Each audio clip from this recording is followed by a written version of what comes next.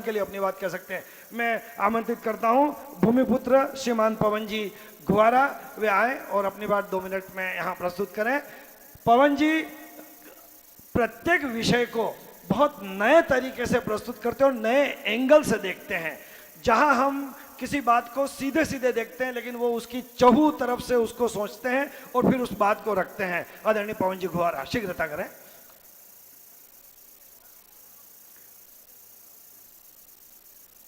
आदरणीय कपूरचंद जी साहब घुवारा, जो हमारे बुंदेलखंड के वीर हैं, आदरणीय पवन जी घुवारा।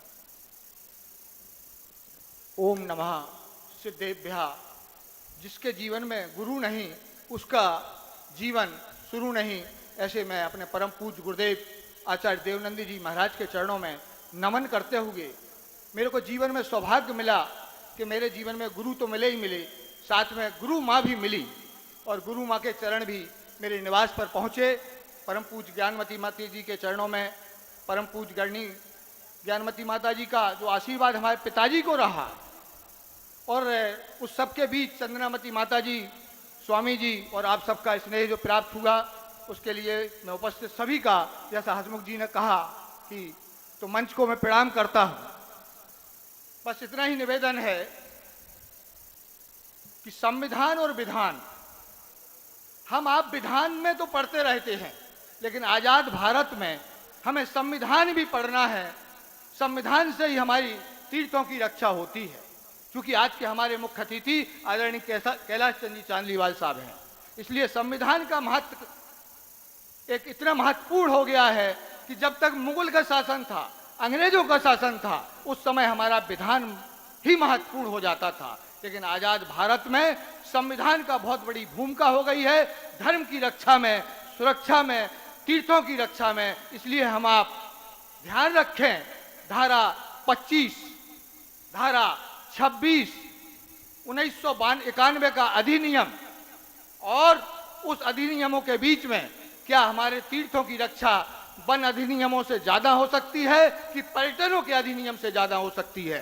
ये हम सबको विशेष ध्यान रखने की आवश्यकता है। क्योंकि सम्मेद शेखर जी के मामले में यदि वन अधिनियम सम्मेद शेखर पर लागू रहेगा तो हमारा 700 सम्मेद शेखर हमारे पास बचा रहेगा, और यदि सम्मेद शेखर पर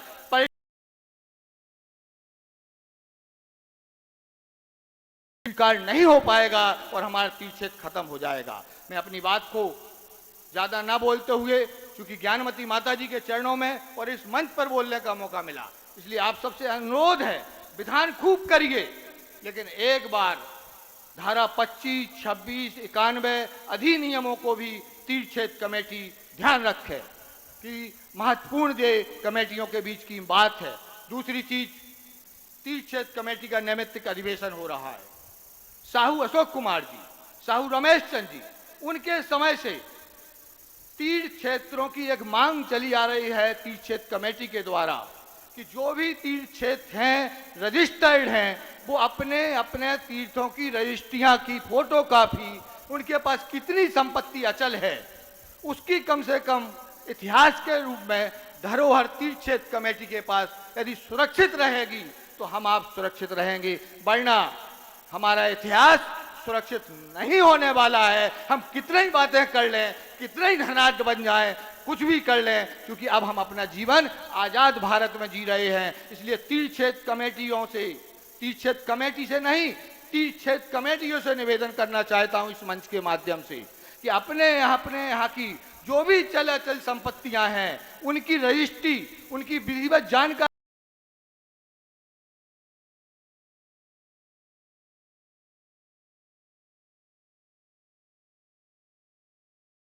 है। क्योंकि जब गिरनार जी का मामला आया तो अब निकल रही है हमारी पुस्तकें कि हमारा इतिहास क्या है। यदि हमारी तीर्थ क्षेत्र कमेटी के पास वो डॉक्यूमेंटेशन उपलब्ध होता तो शायद वो समस्या कोर्ट में नहीं आती। इसी तरीके की शिखर जी की हो या चाहे अन्य तीर्थों की हो, चाहे सिरपुर की हो, चाहे कहीं की भी हो, समस्या इसलिए है कि हम अपने दस्तावेजों को अपनी ट्रस्ट कमेटी की जागीर मानते हैं, तीर्थ क्षेत्र कमेटी को देना ही नहीं चाहते। तीर्थ क्षेत्र कमेटी से तो केवल मदद चाहते हैं। लेकिन इस मंच के माध्यम से पूज्य गणनी माता जी के सामने मैं निवेदन करना चाहता हूं, माता जी यदि पवन गुहारा गलत बोले तो क्षमा कर देना, लेकिन तीर्थ क्षेत्र कमेटी के पास सभी क्षेत्रों की रजिस्ट्रियां, उनके पास कितनी अचल संपत्ति और चल संपत्ति है, यदि वही रहेंगी तभी हमारा तीर्थ क्षेत्र सुरक्षित रहेगा। जय हिंद, जय भारत। निश्चित गुहारा जी ने, मैंने कहा था कि वो बिल्कुल अलग दृष्टि से सोचते हैं, और अब मैं